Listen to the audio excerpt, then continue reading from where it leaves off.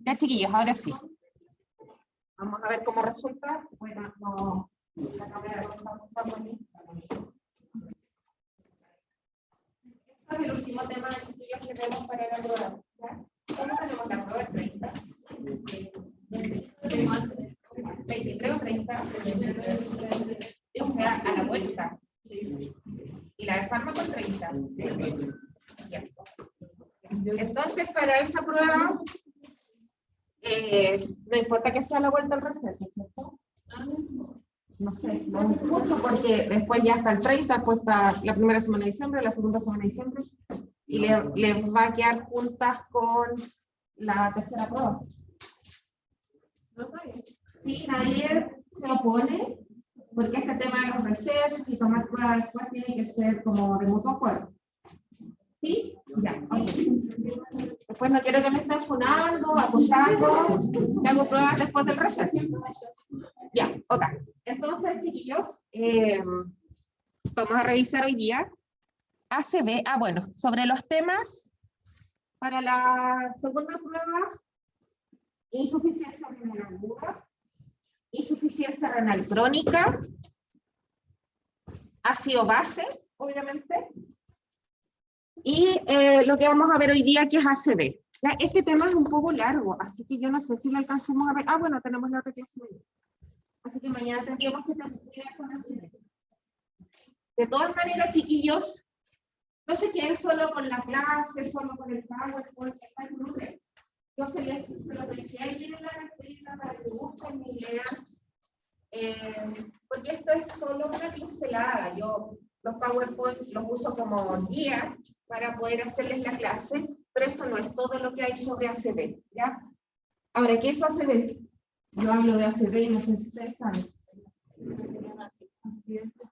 Accidente cerebrovascular, ya antiguamente conocido como AVE, accidente vascular encefálico, cambió un poco la nomenclatura, pero en estricto rigor sigue siendo lo mismo, ¿ya? Entonces, hasta esto entraría en la segunda prueba, chiquillos. Bueno, antes de empezar con el video que les traje, quiero saber cuánto saben ustedes sobre ACV.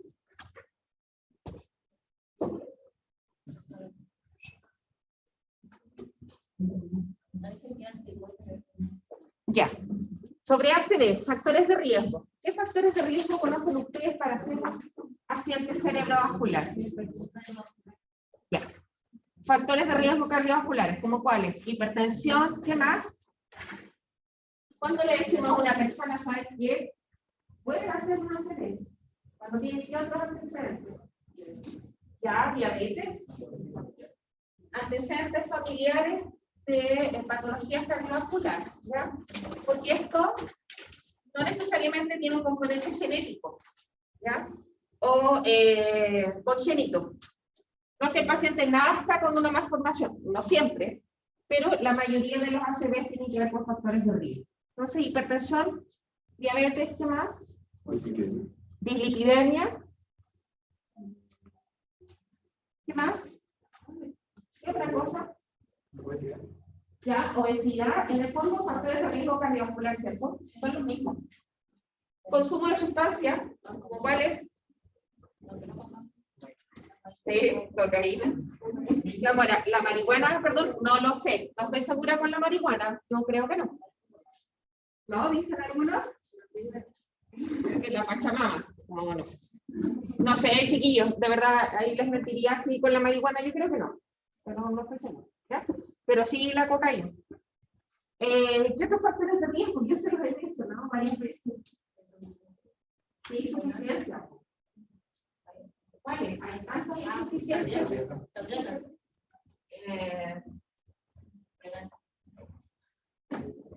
Ya lo van a ver. Se van a acordar. La profe dijo. ¿Qué cosa? La arritmia auricular. La fibrilación auricular. Y yo se los he dicho varias veces, la fibrilación auricular, porque eso funciona como una especie de torbellino, como una especie de flujo turbulento dentro del corazón, y eso forma un coagulito que no es tan inofensivo, que viaja al cerebro, y ahí se va a instalar y va a provocar finalmente la acidez. Ahora, el cerebro, sabemos que es uno de los órganos vitales. ¿Qué nutrientes requiere el cerebro para funcionar? Oxígeno y glucosa. Por tanto, lo que vamos a asegurar y vamos a tratar de asegurarle al paciente con ACV es precisamente, que reciba suficiente oxígeno y suficiente glucosa para evitar un daño mayor. Una vez que se instala o que se inicia este proceso con isquemia, ¿qué sigue? Isquemia. ¿Qué más? Igual que en el infarto. ¿Isquemia? No. Antes de eso, hay una lesión y luego hay una necrosis, que sería la muerte celular. ¿Ya? En términos simples lo podemos reducir si ustedes quieren en isquemia. Si no se resuelve la isquemia, la célula muere y eso es necrosis. ¿Ya? Y tratamiento. ¿Cómo se trata una ACV? Ya, muy bien. ¿Anticoagulantes para qué, Sebastián?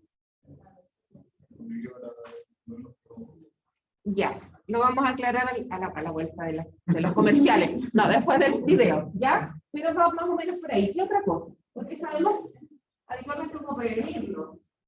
Pero ¿cómo se trata? ¿Qué hacemos cuando tenemos un paciente con ACV?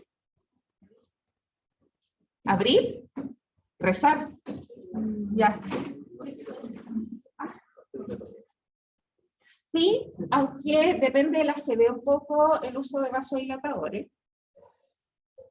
En el isquémico se prefiere una presión arterial un poco más, o sea, más bien alta, porque eso mejora el flujo, pero en los hemorrágicos uno prefiere tener la presión un poquito más baja.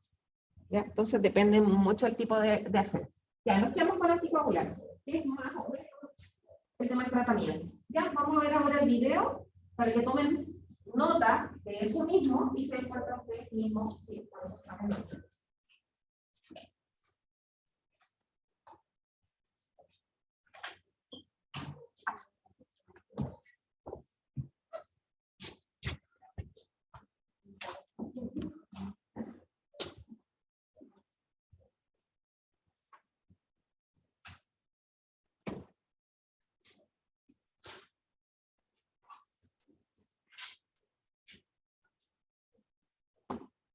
Un accidente cerebrovascular ocurre cuando el flujo sanguíneo en parte de su cerebro es bloqueado. Después de algunos minutos, las hambrientas células cerebrales comienzan a morir.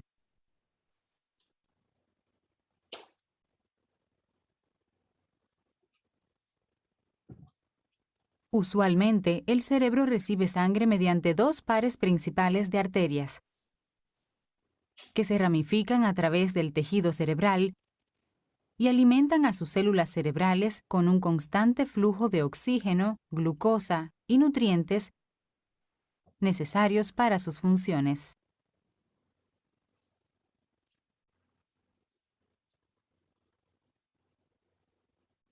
En un tipo de accidente cerebrovascular, el accidente cerebrovascular isquémico, una arteria en su cerebro se encoge o se bloquea completamente, impidiendo el flujo sanguíneo regular. El bloqueo puede ser causado por un coágulo de sangre, también llamado un trombo, el cual se forma en una arteria poco saludable del cerebro. La falta de flujo de sangre causa que el tejido al que alimenta la arteria se vuelva hambriento o isquémico. Igualmente, el bloqueo puede deberse a un émbolo, un coágulo de sangre que se forma en otra parte del cuerpo y viaja hasta el cerebro.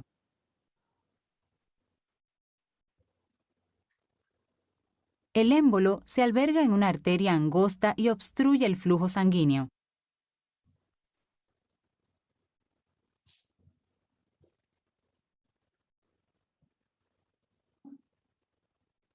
El tratamiento inmediato para su accidente cerebrovascular ayuda a minimizar la lesión a las células cerebrales y la muerte. Si tiene un accidente cerebrovascular isquémico, puede que se le dé medicación para romper el coágulo que causa el derrame cerebral. Más adelante, su médico podría recomendar cirugía, como una endarterectomía carotídea, para reducir su riesgo de tener otro accidente cerebrovascular isquémico.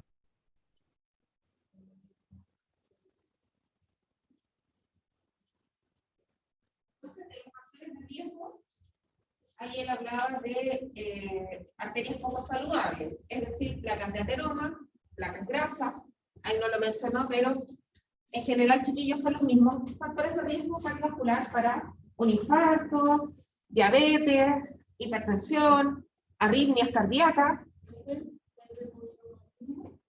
Sí, claro, pero ahí tendría otro nombre el accidente cerebrovascular. ¿Qué apellido tendría en el caso de un traumatismo? Hemorragia, ¿ya? En ese caso estaríamos hablando de una hemorragia intracerebral. ¿Cuál de los dos tiene más mal pronóstico? El ACV hemorrágico, ¿ya? Abarca una gran cantidad de tejido rápidamente, es muy difícil de manejar.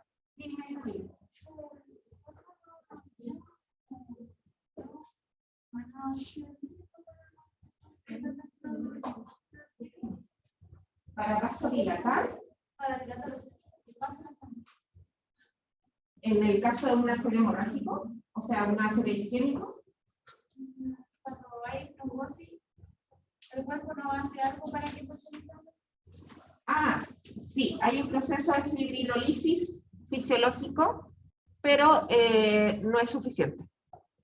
Por eso se tiene que apoyar con medicamentos, como decía Sebastián, que en realidad, chiquillos, no son anticoagulantes, son trombolíticos.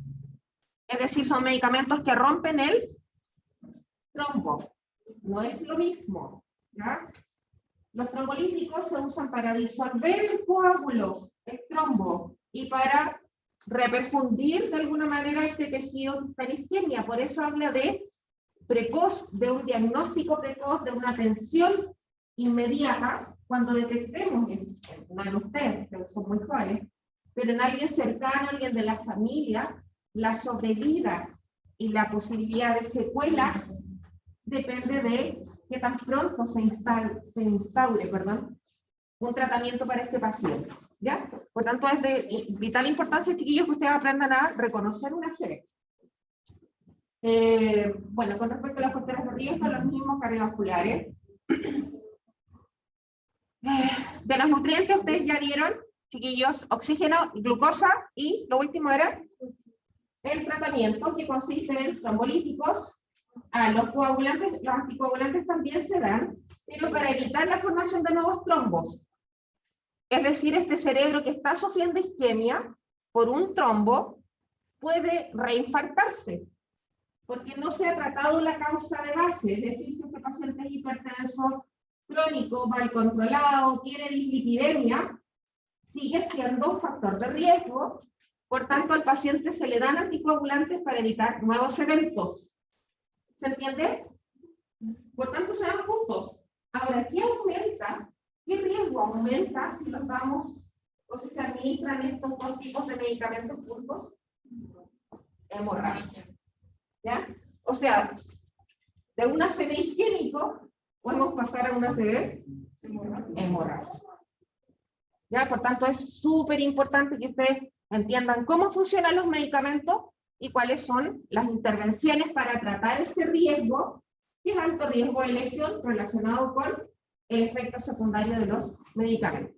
¿Ya? Así que la línea, ¿cierto?, entre el ACV isquémico y un hemorrágico es muy fina. ¿Levantaste la mano? Dime. Ya, aquí viene mi parte favorita. Lo siento para los que van a ver el video, no van a ver mi dibujo. Lo siento. Estoy grabando ahí en el Zoom, pero no me ven. Voy a hacer un dibujo. Me compré lápices nuevos. Por si acaso. O la hago en la pantalla del Zoom. Ah, qué bueno. Ya. a hacer una arteria. Ay.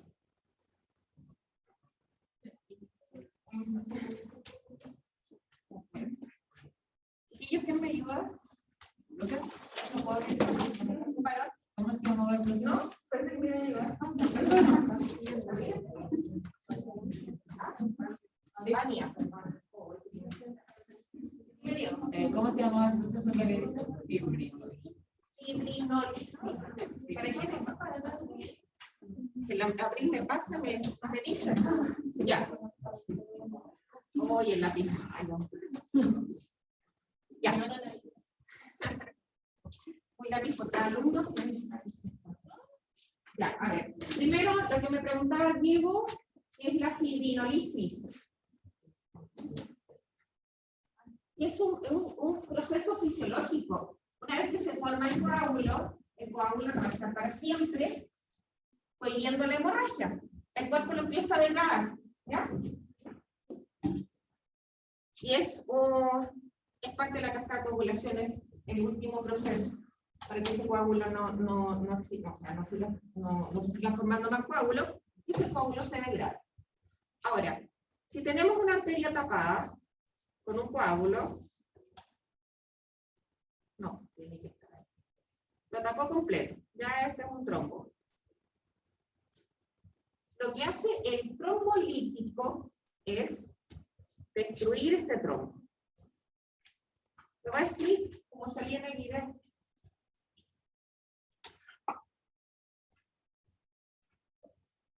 En cambio, el anticoagulante lo que va a hacer es evitar que se formen nuevos trombos, evitando por una parte la agregación plaquetaria, que es el inicio de la hemostasia. ¿Qué agregantes plaquetarios conocen ustedes? Más conocido. El ácido acetil salicílico, más conocido como aspirina. Ya, entonces lo que va a hacer el trombolítico hace esto. ¿Quién me preguntó? ¿Sebastián? No, ¿quién me había dicho que no le preguntó? ¿Tú? Ya. El trombolítico lo que hace es degradar el trombo. Y estos otros lo que hacen es evitar la agregación plaquetaria. Y entre estos tenemos el... ¿Se acuerdan cuando vimos el video de angina en fármaco? ¿Qué otro medicamento estaba dentro de la lista? Estaba la nitro. ¿Qué más? La morfina. Un nombre medio raro.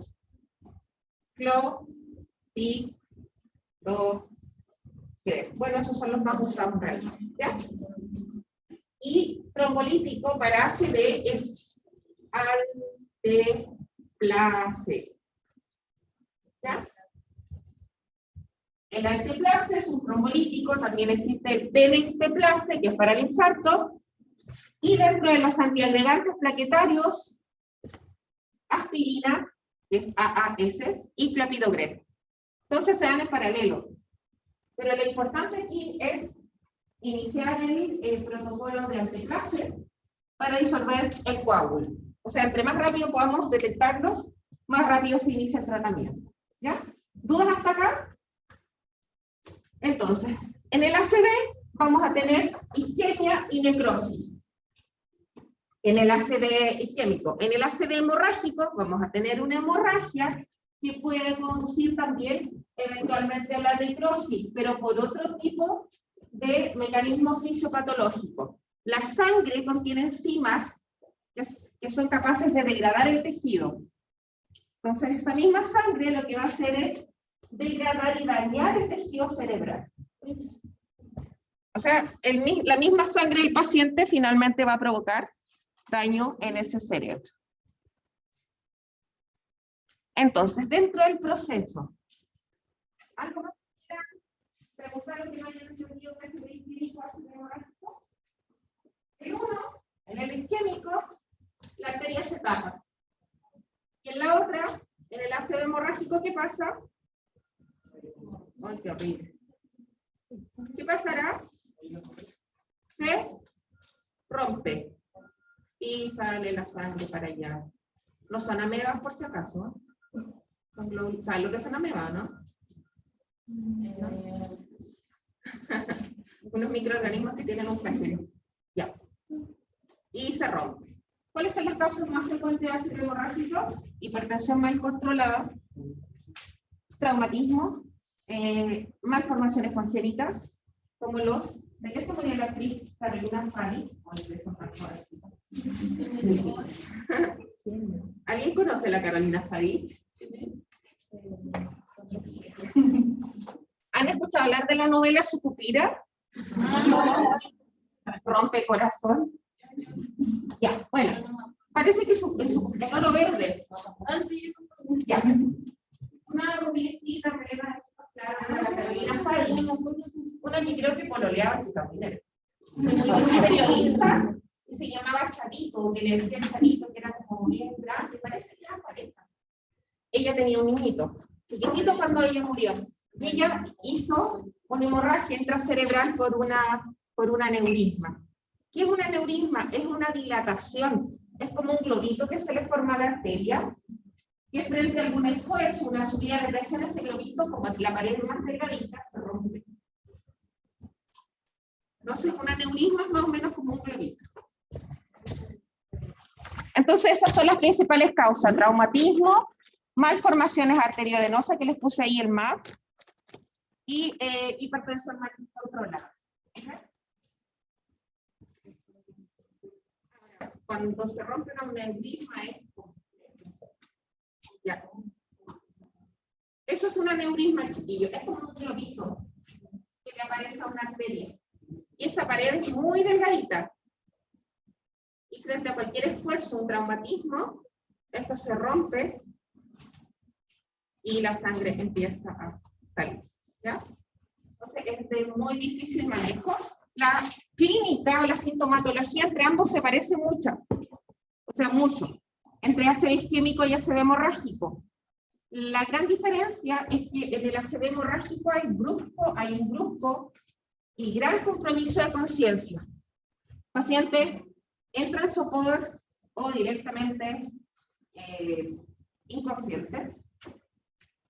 Y la cefalea que acusa es mucho más intensa en el ACV hemorrágico que en el ACV isquémico. Frente a una cefalea intensa, uno siempre debiera evaluar otras alteraciones neurológicas, como cuáles. Ya el estado de conciencia, el habla, la movilidad, la orientación. O sea, una cefalea puede ser muy intensa, pero es solo eso. Pero si va acompañada de signos y síntomas neurológicos, como pérdida de fuerza, desviación de la comisura labial, vómitos, compromiso de conciencia, ya lo dije, visión borrosa, visión doble, puede estar ese paciente acusando una ACV. ¿Ya? Y obviamente frente a eso hay que ver cómo es el traslado a la urgencia, o pedir una ambulancia, o trasladarlo dentro de los medios que nosotros tengamos en ese momento. ¿Ya? Esa es como la gran diferencia entre el pronóstico y la sintomatología. Ahora, de la valoración, como es el cerebro, ¿qué cosas tendremos que valorar? ¿Qué controla el cerebro? Todo.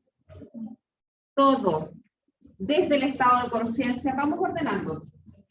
Estado de conciencia, reflejo pupilar, desviación de la comisura, el lenguaje,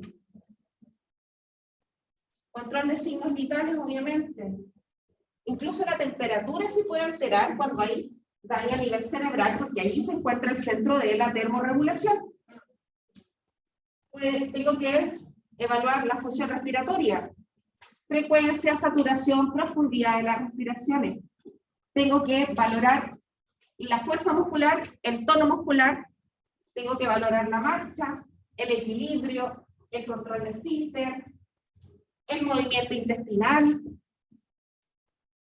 Tengo que evaluar la capacidad que tiene el paciente para contener.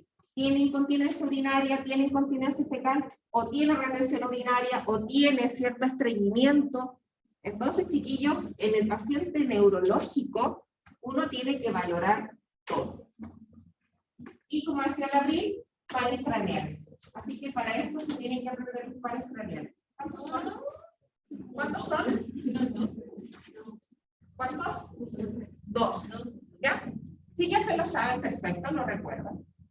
Si no, ahora es cuando se los tienen que aprender, porque en un paciente con ACV yo tengo que evaluar pares craneales. ¿Ya? ¿Qué otra cosa vamos a valorar? Factores de riesgo. Y si no le puedo preguntar al paciente, le pregunto a la familia. ¿Es hipertenso? ¿Tiene alguna otra enfermedad? ¿Toma medicamentos? El peso, la talla es importante para un paciente con ACV, para poder establecer, además si tiene un problema nutricional, antecedentes de consumo de sustancias nocivas, alcohol, drogas, antecedentes quirúrgicos, obviamente, alergias, antecedentes familiares de patologías cardiovasculares. Eso en la entrevista, en la anamnesis remota y en la anamnesis próxima. Bueno, y en el motivo de consulta, ¿cuándo se iniciaron los síntomas? ¿Qué síntomas tiene? ¿Cómo llegó el paciente, por ejemplo, a la urgencia? ¿Lo llevaron? ¿Llegó caminando? Que es súper importante saber si el paciente puede caminar o no, porque hay pacientes que pueden caminar, ¿ya? Entonces, de la valoración, chiquillos, estoy medio exacto. Eso también es un síntoma de ACV. No, pero no es por eso. Entonces, dentro de la valoración es todo. O sea, cuando digo todo es todo, lo siento. ¿Le tomamos electro? ¿Para qué siente el cerebro? Sí, ¿Y por qué le vamos a tomar electro? porque puede haber una competencia. Porque puede haber una arritmia. Entonces, le vamos a tomar electro. Ahora, ¿a qué se le ocurre un diagnóstico de enfermería? Cha. Voy a tomar ahí un poquito de vida. ¿A qué se le ocurre un diagnóstico de enfermería?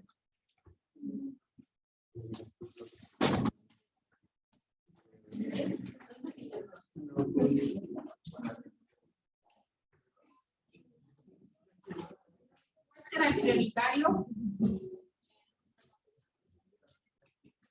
¿Cuál será el prioritario? ¿Cómo? ¿Ya? Mira, tengo una duda con ese diagnóstico. Tendría que buscarlo. No sé. Siempre me queda la duda con ese diagnóstico nada. Porque sabemos que claramente, como dice Bastián, hay una disminución de la perfusión. ¿Existe en el lambda, Bastián? Me voy a ver. Si fuera ese, el diagnóstico prioritario es disminución de la perfusión cerebral. No estoy segura, chiquillos. ¿Ah? Por eso tengo la duda con el cerebro, porque yo sé que para el infarto existe disminución de la perfusión coronaria, pero para el cerebro no lo sé. ¿Ya? Como alguien decía por acá, si el paciente tiene alterada su función respiratoria, esa es nuestra prioridad. ¿Qué puede haber? Alteración del patrón respiratorio. Hay una respiración neurológica que se llama de Chainston, que es una respiración que se da en el paciente con ACV. Eso sería alteración del patrón respiratorio. Alteración del intercambio gaseoso, si el paciente está saturando poco. Y limpieza ineficaz de la vía aérea si el paciente está inconsciente. Porque acuérdense que la tos es ¿qué es la tos? Es un reflejo protector y si el paciente no puede toser, las secreciones se acumulan. Y más si va a estar en una posición por mucho tiempo, va a estar haciendo reposo absoluto. Esos 3 diagnósticos dependen de lo que tenga el paciente. Si el paciente no tiene alteración de la función respiratoria, respira de manera espontánea y está despierto, sus parámetros respiratorios son normales, me paso al diagnóstico siguiente. Si el paciente no puede deglutir, alteración de la nutrición. O me parece que hay uno que dice alteración de la deglución. Entonces, ese sería mi diagnóstico, porque tengo que ir por necesidades básicas. El riesgo lo voy a poner acá abajo, en último lugar, pero no significa que no sea importante. ¿Riesgo de qué? Riesgo de soledad. ¿Existe ese mismo?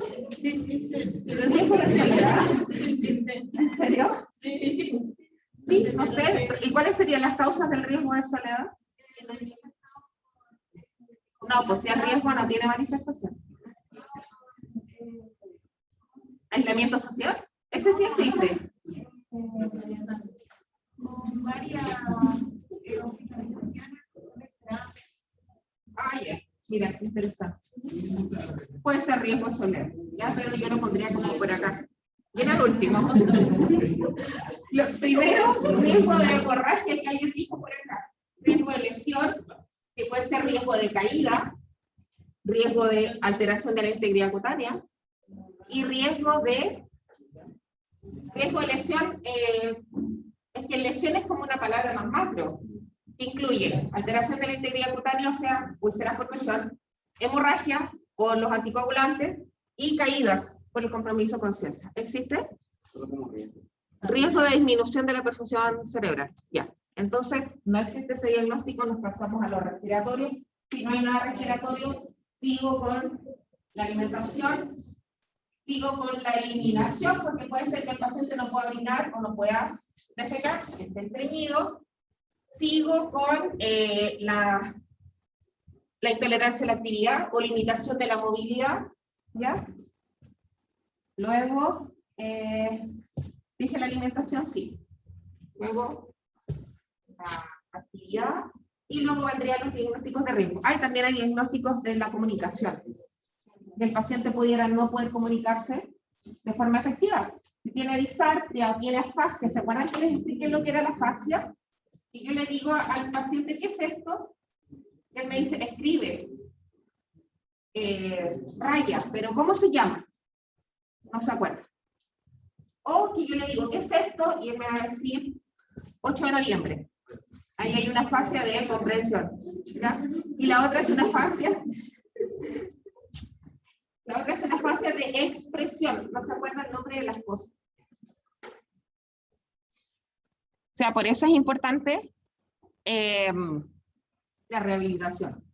Ya. Entonces, entrevista, lo que ya les dije, los antecedentes que pueden ser de la enfermedad actual, si hay dolor, cefalea habitualmente, si hubo convulsiones, si hay mareo, trastornos visuales, los antecedentes sociales también es súper importante porque ese paciente se va a tener que ir de alta en algún momento y tiene que tener una buena red de apoyo. Examen físico, importante. En la evaluación o en la valoración o en el registro que ustedes hagan,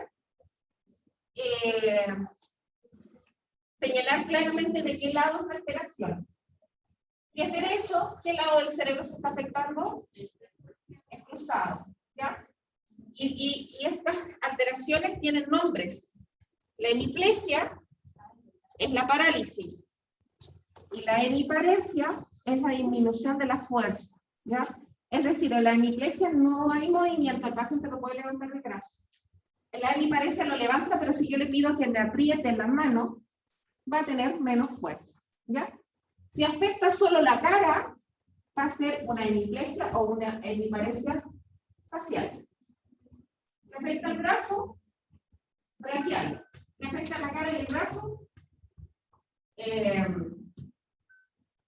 brachio, no, es fascio braquial. Si es cara, brazo, pierna, fascio, braquio, crural. ¿Cómo dice que dijo? Facial. El puro brazo, que es poco probable, es braquial. Pierna, crural. Y las tres juntas, fascio, braquio, crural.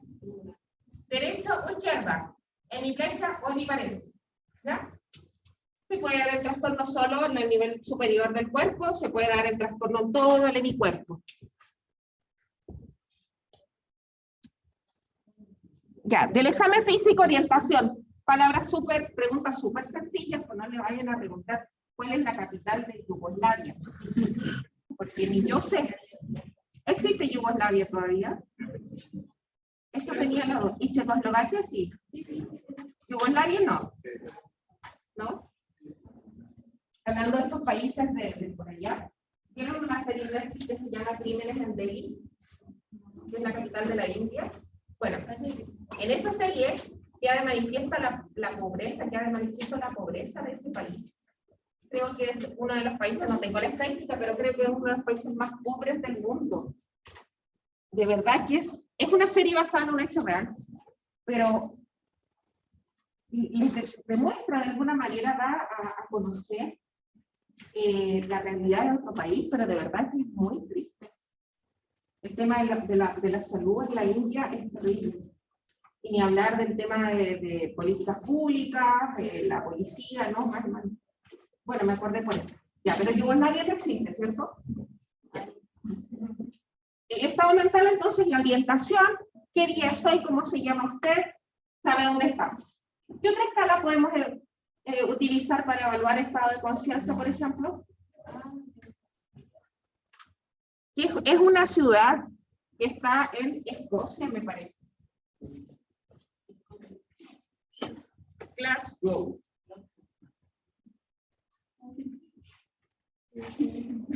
¿Cómo creen ustedes que se escribe?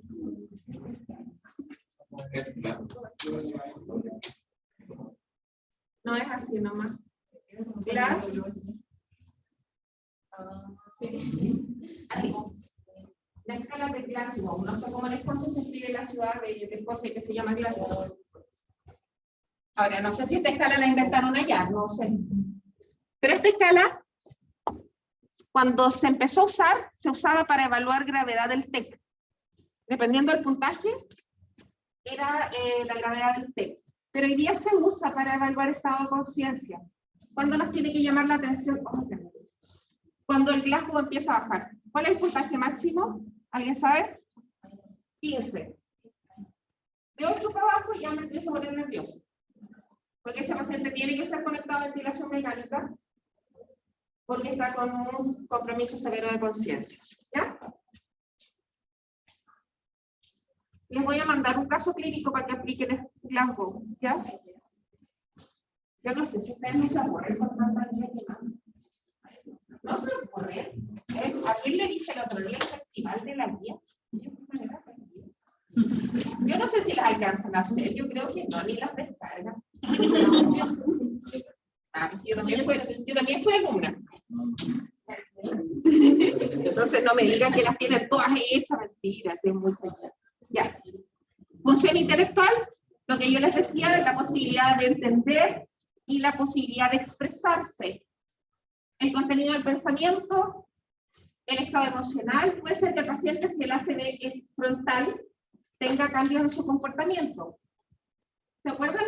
No sé qué se van a acordar, pero ¿alguna vez han escuchado hablar de la lobotomía? Sí. Ya. Frontal, para cambiar el comportamiento del paciente, que no sé si en algún momento se le hizo a los asesinos, no sé, o para tratar algún trastorno psiquiátrico, pero era para cambiar la conducta. Entonces, cuando la alteración es a nivel frontal, el paciente cambia mucho su conducta. Por eso puede haber un estado emocional que es más voluble, o el paciente tiene tendencia al llanto o se pone muy agresivo. Dime, Diego. También lo puedes evaluar también a través de la fascia. Si él es capaz de entender instrucciones simples, si su pensamiento, ¿se acuerdan de lo que les dije, la bradisiquia? El paciente, la bradisiquia, chiquillos, si no se acuerdan del término, ¿qué es bradi? Lento. Y psiquia viene de psiquis, de mente, de pensamiento. Por tanto, ¿qué es la bradisiquia? Lentitud en el pensamiento. Y el paciente puede estar lento en sus respuestas, pero adecuado. Es decir, yo le pregunto algo, se va a demorar, pero me va a contestar de manera adecuada. Y hay que tenerle paciencia también al pobre paciente. ¿Ya? La capacidad del lenguaje puede comunicarse de forma verbal. Ahora, si trato de comunicarme con un paciente de forma escrita, ojo, porque el adulto mayor tiende a tener menos agudeza visual. Y ahí no le puedo pasar, no sé, o pedirle que me lea así una letra que ni yo leo. Tiene que ser algo más grandecito. ¿Ya? Perdón. Grado de conciencia para establecer la necesidad de apoyar la vía aérea. Ya por eso les decía, Glasgow menos de 8, eso es para intubación endotraqueal. La capacidad motora, el paciente se puede mover o no. Y si puede mover, hay fuerza muscular, porque si no se mueve no hay fuerza. El equilibrio y la coordinación. Ahora, ojo, no le vayan a pedir al paciente que camine en línea recta o que haga el 4 porque le va a costar. El sistema sensorial a través de los reflejos. ¿Qué reflejo conocen ustedes? El rotuliano. ¿Cuál más? ¿Cuál es ese? ¿Cuál es? Mentor, ¿y qué hace con eso? También hay que pegarle. ¿Y qué haría? Creo que se mueve las comisuras de los cabellos. Ah, ya. Sí, puede ser el reflejo mentoniano. Ya. Y el reflejo de Babinski. Ustedes no han hecho todavía pediatría. Pero en las guaguitas, cuando uno les hace. No, abre los deditos del pie, así como abanico. Si uno les toca acá, en la planta del pie, estimula la planta del pie, las guaguas abren así los deditos. Y eso es por su inmadurez del sistema neurológico. En el adulto no es normal el Babinski positivo. No, si yo le hago así a un paciente adulto y él me abre los dedos así, es porque hay daño neurológico. Entonces, ninguno de ustedes debería tener Babinski positivo. ¿Ya? Deberían tener Babinski positivo. ¿Conocen el reflejo de la marcha de la guagua? Al mes, ustedes toman a la guagua por debajo de las axilas, la guagua camina. Reflejo de la marcha. ¿Ya? No es que la guagua pueda caminar y las mamás que son primerizas como, mi guagua va a caminar así. No, en reflejo. Ya. Eso es exploración del sistema sensorial. Los reflejos pueden estar abolidos, es decir, no están presentes o están hiperreactivos. Control de signos vitales, lo que les dije, patrón respiratorio y función cardiovascular. ¿Dudas? Chiquillos, de laboratorio, todo lo cardiovascular. Todo lo cardiovascular. Lípidos, colesterol total, triglicéridos. Función renal, función tiroidea, hemograma, pruebas de coagulación, electrolitos, glicemia, o sea, todo. Lo único que no le vamos a tomar es una beta, unidad subbeta. ¿Saben para qué o no? Unidad subbeta no les suena. No, es para el embarazo. No le vamos a tomar. ¿Ya? ¿O sí? Bueno, depende de la edad. Pero de laboratorio, imagenología, todo, chiquillos, todo. Electro, como ya dijimos, por las causas que ustedes ya conocen. Ahí hay un TAC, o sea, tomografía axial computarizada. ¿Ya? Ahí tenemos un infarto cerebral, o sea, una isquemia. ¿Ya? ¿Se fijan en esa mancha oscura? Ya, eso es isquemia. Ahora, no sé si es del lado izquierdo, no, es del lado izquierdo. Es del lado izquierdo del cerebro. ¿La ven o no? Toda esa manchita. ¿Por qué no debería ver esas comisuras? ¿Ya? Ese es un tremendo infarto, una se ve del lado izquierdo del cerebro. Ahora, ¿cómo se ve la sangre? Se ve blanca, perdón. Esa manchita blanca, esa y ahí. Eso es un ACV hemorrágico. La sangre en el cerebro se ve blanca y la isquemia se ve más gris, difusa, porque se empiezan a borrar las líneas del cerebro. ¿Ya? Ahora, ¿qué aparece primero en el TAC? La sangre.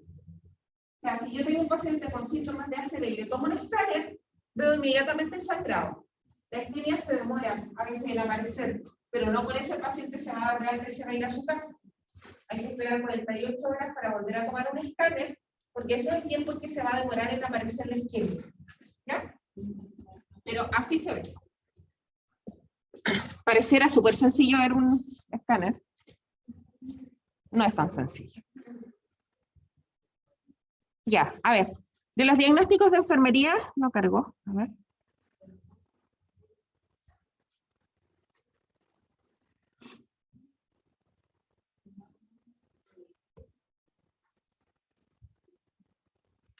Ahí se pegó esta cosa. Ya, de los diagnósticos de enfermería no se los puse ahí a propósito. Soy mala, porque depende de lo que encontremos. Por eso yo les dije que puede esperarse todo. Vamos a priorizar siempre qué cosa, lo respiratorio. Si están pegados, no Luego la alimentación, ¿ya? La movilidad, la eliminación, la movilidad, déficit de autocuidado, déficit de conocimiento y de identificar los riesgos. Riesgo de lesión, riesgo de caída, riesgo de UPP y riesgo de sangrado. ¿Ya? Ahora, algo que muchas veces ustedes confunden el tema de las intervenciones. Todo esto a todos les revisé las opciones que tenían con la prueba, a todos les cambié la nota, y si quedó con la misma nota es porque de verdad no había mucho que revisar, ¿ya? Algunos les subió un poquito, otros no, pero a ninguno le bajó. Porque había cosas ahí, unos detalles que yo les revisé a todos. Control de signos vitales para todos los pacientes, ¿pero qué? ¿Qué les acabo de decir que hay que controlar? Respiración, cardiovascular, temperatura. Dolor si es que el paciente estuviera consciente, ¿ya? La posición del paciente, semisentado. Sobre todo si está con compromiso a conciencia y sobre todo porque esta posición disminuye la posibilidad de edema cerebral. ¿Ya? En esta posición, el decúbito dorsal aumenta la posibilidad de el edema cerebral y una vez que ocurre el evento, lo que yo tengo que hacer es tratar de evitar más daño a ese pobre cerebro. ¿Ya? Riesgo de UPP, si el paciente tiene, por ejemplo, riesgo de úlceras por presión, cambio de posición, colchón antiescara, lubricación de las zonas propensas y protección con apósitos hidrocoloides. Hoy día no se usan las cremas con olor. ¿Por qué? Para las damas. ¿Qué tienen las cremas con olor? Las Naturas, que son maravillosas.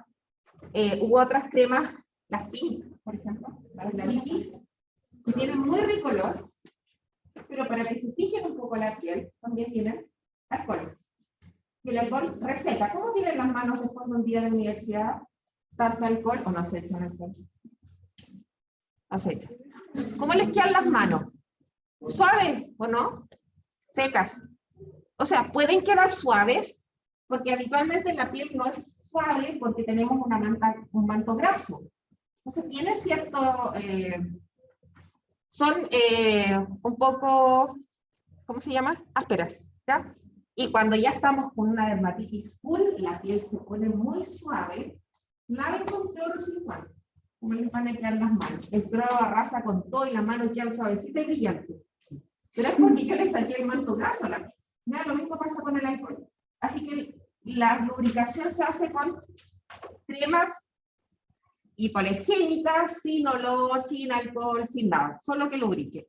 Si el paciente tiene alteración de la nutrición, sonda enteral, que puede ser nasogástrica, o una gastrostomía si va a estar más de un mes y medio con nasogástrica. ¿Ya? Y cuidados para evitar la broncoaspiración. Si yo le doy a un paciente comida, porque él no puede comer solo, o tiene una sonda, ¿en qué posición tiene que estar para que no se ahogue? Semipobre. Y eliminación, si el paciente no puede orinar por sí solo, un catéter urinario permanente. ¿Ya? Entonces, ¿qué eso es PUP? Catéter urinario permanente. Si el paciente está estreñido, dieta rica en fibra, ya sea por sonda o por boca. ¿Ya? Si se fijan, chiquillos, como que es de todo. O sea, aquí hay muchas necesidades alteradas, por tanto hay mucha intervención. Si hay riesgo de caída, baranda. ¿Ya? Y programar el uso de barandas. En la hoja de enfermería yo le pongo el usar barandas. Mejorar los procesos de pensamiento, pero eso es más a largo plazo. Reeducar al paciente. Esto se llama lápiz, para que el paciente empiece a recordar cómo se llama este objeto. ¿Ya? Preparación para la deambulación. Lo ideal es la deambulación precoz. Entre más rápido se empiece a mover el paciente, mejor, siempre y cuando esté dentro de sus posibilidades. ¿Ya?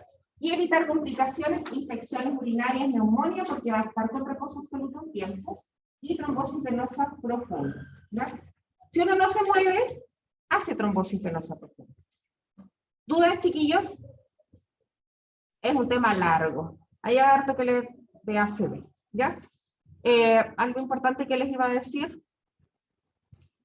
Hoy día, chiquillos, el éxito del tratamiento, la sobrevida de un paciente depende de qué tan rápido se tome en cuenta.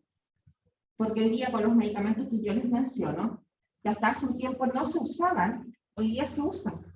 El alteplase se usa aquí en la urgencia. El tenecteplase para infarto se usa aquí en la urgencia, ¿ya? Y en general se ha visto que tienen muy buenos resultados, porque es capaz de, en las primeras horas de iniciado el ACV, de destapar esa arteria y mejorar la irrigación al cerebro y evitar el daño o un daño mayor.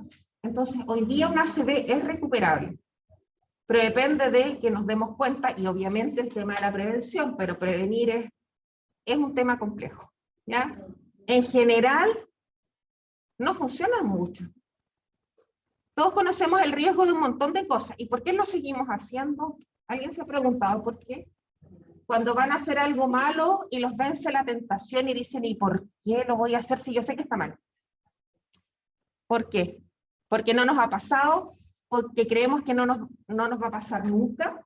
El paciente cree que a él nunca le va a pasar. ¿Por qué somos tan malos para prevenir?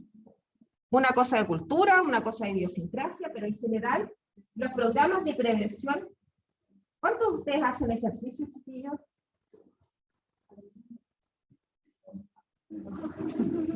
Cuatro personas. Ya vemos cuánto aquí, 25 personas, 5 personas. O sea, la nada. Yo no hago ejercicio. ¿Qué? ¿Cómo dice la Naya? Fácil, yo sé que estoy mal, pero no hago nada por cambiar. Ella dice, ¿no? ¿Y por qué? ¿Pero por qué? No lo entiendo. Es un fenómeno cultural súper interesante, pero el tema de la prevención cuesta mucho. Y si lamentablemente el paciente hace ACV, un ACV, ¿qué tan rápido nos damos cuenta? ¿Qué tan rápido se ha trasladado un servicio de urgencia? Incluso en la ambulancia, me parece que están haciendo protocolo de alteplase, o sea, prehospitalario. Es decir, el paciente se va a la ambulancia, a la urgencia ya con este protocolo. ¿En qué consiste el protocolo? Es para una clase, es un medicamento que se administra vía endovenosa, junto con una dosis de heparina, de bajo peso molecular, también endovenosa. Y la heparina es para evitar nuevos eventos, junto con los antiagregantes plaquetarios que se le dan por boca una vez que el paciente esté consciente, ¿ya? Pero es un muy buen tratamiento. ¿Dudas, chiquillos? ¿No? Ya, resumiendo entonces, ¿cuántos tipos de ACV hay? 2. ¿Cuáles son las causas del ACV isquémico?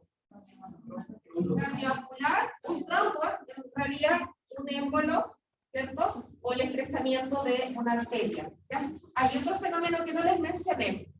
¿Por qué una taquicardia podría provocar, por ejemplo, un ACV isquémico? Porque en la taquicardia disminuye el gasto cardíaco, ¿se acuerdan o no? Porque late muchas veces por minuto, y baja el gasto cardíaco. O sea, el aurículo no se alcanza a llenar bien cuando ya se está contrayendo, el ventrículo recibe poca sangre, en el fondo sale menos sangre del corazón, llega menos sangre del cerebro, isquemia, sin necesidad de que haya un trombo, ¿ya? Esas serían las causas del isquémico. ¿Y del hemorrágico? Los traumatismos, las malformaciones arteriovenosas, una hipertensión mal controlada que puede dañar una arteria hasta romperla, ¿ya? Factores de riesgo. Los mismos que cardiovascular, ¿ya? Y les tengo un regalo acá. Pero así pura maldad. Es que últimamente me he puesto así como un poco mal.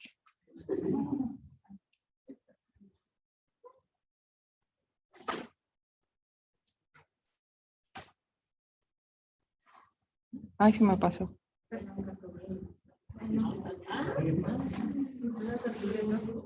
Cha, cha, cha, cha. Regular o irregular. ¿Por qué irregular? O sea, no. Es que acá están las otras derivaciones de un dedo largo. Son distintas derivaciones. Esta rayita es porque esta una es derivación. Miremos este trazado de acá abajo, que es el de 2, que es el que habitualmente uno mira para ver arritmia. ¿Es regular o no? Sí, miren la distancia. ¿Dónde tienen la lista? Les voy a enseñar un truco. Saber si es regular o no, una cosa muy básica. Pero sí, aquí tengo una hoja. Acá tengo una hoja. Esto es como muy fácil. Pero es cuando les entre la duda y no tengan tiempo para andar contando cuadraditos.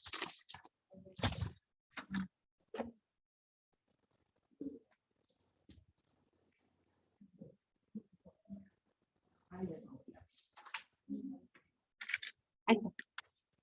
Tomen una hoja de papel y marquen las R. Y la voy corriendo a la derecha. ¿Coinciden? Sí. ¿Coinciden? Sí. ¿Coinciden?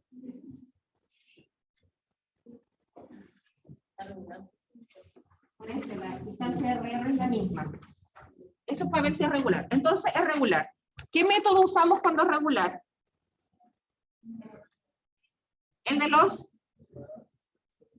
No. ¿Cuál era? ¿Método de los 300? Método de los 300. Buscamos una R que esté en una línea gruesa.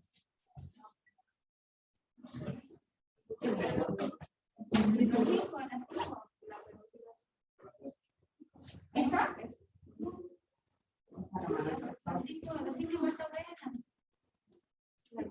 Esta. Ya, está en una gruesa. Si estuviera acá sería 300. Si estuviera acá, 150. No, de más. No, si estuviera ahí, sería 300. Ahí. Ahí. Ahí. Ahí. Y está un poquito menos de 60. Está un poquito menos de 60. O sea, ¿cómo se llama esa arritmia? Algo. Bradicardia. Pongámosle el apellido. ¿Cómo se ve la P?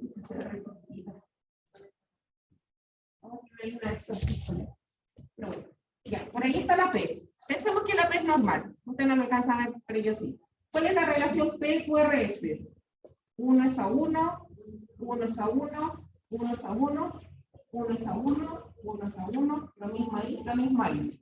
Entonces ya tenemos que es un ritmo regular, menos de 60, relación P-QRS 1 es a 1, y nos faltaría la T, yo la encuentro un poco picuda, pero puede ser por algún trastorno del potasio. ¿Ya? Ritmo, la frecuencia, relación P-QRS, es decir, cuántas P por cada QRS debería haber 1 y 1, porque la aurícula se contrae en la P y luego se tiene que contraer el ventrículo. Entonces no pueden haber 2 P y un QRS. Tiene que haber un P y un QRS. La T podríamos decir que está relativamente normal, aunque está un poco alta, pero puede ser por algún trastorno del potasio. ¿Por qué no puede ser un bien? ¿Ah? No puede ser un factor. No. Porque el ST está isoeléctrico, mira. El ST, ahí está isoeléctrico. Isoeléctrico, aquí como una estrés instalar ventricular, pero cuando es aislado no pasa nada. Hay un ST isoeléctrico. Depende, bueno, depende de la derivada. En la BR las cosas se ven al revés, pero bueno, eso es lo bueno. Ya. Tenemos todo normal, porque PR está normal, QRS está normal. ¿Cómo se llama la arritmia? Chiquillos, ustedes atrás, ¿cómo se llama? Sergio. ¿Cómo se llama la arritmia? Bradialgo, ya. Si tiene todo normal, menos la frecuencia, ¿cómo se llama? Bradicardia sinusal. Cuando lo único que se altera es la frecuencia, es una bradicardia sinusal. ¿Ya? Pero tienen que hacer todos esos pasos que yo les dije para poder finalmente determinar qué tipo de arritmia es. ¿Sí? ¿No lo entendió? Ya. Tiene que haber por cada P un QRS. Porque ¿qué es la P, Camila? Ya, pero ¿qué significa? Chiquillos, a ver, ya, pero chiquillos no traten de aprendérselo de memoria. Esto tiene lógica. ¿Dónde se inicia el impulso cardíaco? ¿En el pie o en el nodo sinusal? ¿Qué es lo primero que se contrae dentro del corazón? Por tanto, la primera onda, ¿qué es? La contracción auricular. Esto no se lo aprendan de memoria, entiéndanlo. Luego de que se contrae la aurícula, ¿qué es lo lógico? Que se contraiga ¿qué cosa? El ventrículo. Y luego que se relaje el ventrículo. La relajación auricular, la verdad es que no se ve mucho ahí. Pero después de que se contrae el ventrículo, se tiene que relajar. Entonces, ¿qué es lo normal? Que por cada latido auricular exista un latido ventricular. ¿Cuál es la relación? 1:1.